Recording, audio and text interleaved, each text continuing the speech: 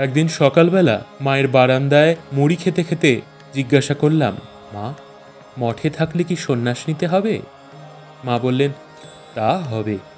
আমি বললাম, মা, বড় অভিমান আসে সন্ন্যাসে। মা বললেন, হ্যাঁ, বড় অভিমান। আমায় প্রণাম করলে না, মান্য করলে না, হেন করলে না, তার চেয়ে বরং এই আছি বেশ। বৃন্দাবনে গৌর শিরোমণি একজন শ্রেষ্ঠ বৈষ্ণব সাধু। ইনি কালাবাবুর কুঞ্জে শ্রী শ্রী মাকে দর্শন করেন। বুড়ো বয়সে সন্ন্যাস নিলেন। যখন ইন্দ্রিয়গুলোর প্রভাব কমে গেছে, রূপের অভিমান, গুণের অভিমান, বিদ্যার অভিমান, সাধুর অভিমান, কি যায় বাছা, আমাকে ত্যাগের জন্য প্রস্তুত হতে বললেন। বাড়ি গিয়ে ওদের একবার বলে আসবে, চাকরি বাকরি আমি করতে পারবো না। মা তো নেই যে দাসত্ব করব, আমি ওসব পারবো না। তোমরা ঘরকন্যা করো, বেশ থাকো। সাধু জীবনের খাওয়া দাওয়ার কঠোরতার কথা উঠল। মা বললেন, মঠে ছেলেরা সব কষ্ট করছে, না খাওয়া, না দাওয়া, না কিছু। ওসব আমার ভালো লাগে না। যোগিন অর্থাৎ যোগানন্দ স্বামী কঠোর করে করে শেষটা অত ভুগে ভুগে দেহ গেল। রাতে মায়ের সঙ্গে কথা হচ্ছে। আমি বললাম, মা, ভগবানের কৃপা হলে যখন তখন হয়, সময়ের অপেক্ষা রাখে না। উত্তরে মা বললেন, তা বটে, কিন্তু জ্যৈষ্ঠ মাসে যে আমটি হয় তা যেমন মিষ্টি, অন্য মাসে কি তেমনি হয়? মানুষ অকালে ফলাবার চেষ্টা করছে। দেখো না, এখন আশ্বিন মাসে কাঁঠাল হয়, আম হয়, কিন্তু কালের মতো কি মিষ্টি হয়? ঈশ্বর লাভের পথেও অমনি। এ জন্মে হয়তো জপ তপ করলে, পরজন্মে হয়তো ভাব একটু ঘনীভূত হলো, তার পরজন্মে হয়তো আর একটু হলো, এইভাবে আর কি।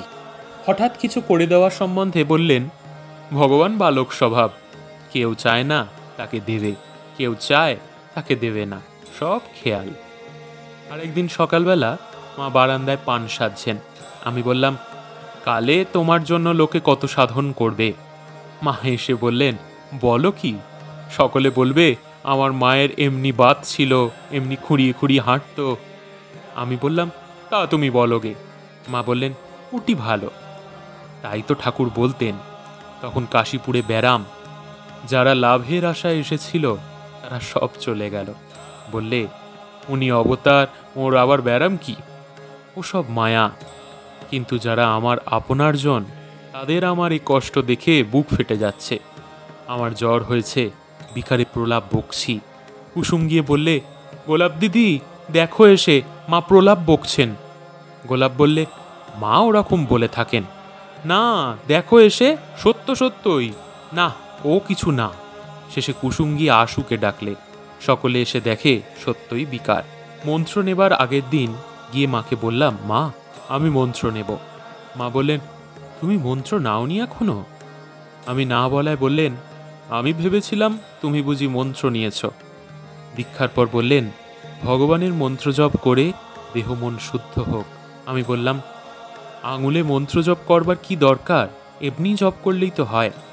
মা বলেন, ভগবান আঙুল দিয়েছেন, মন্ত্র জপ করে এর সার্থকতা করবে।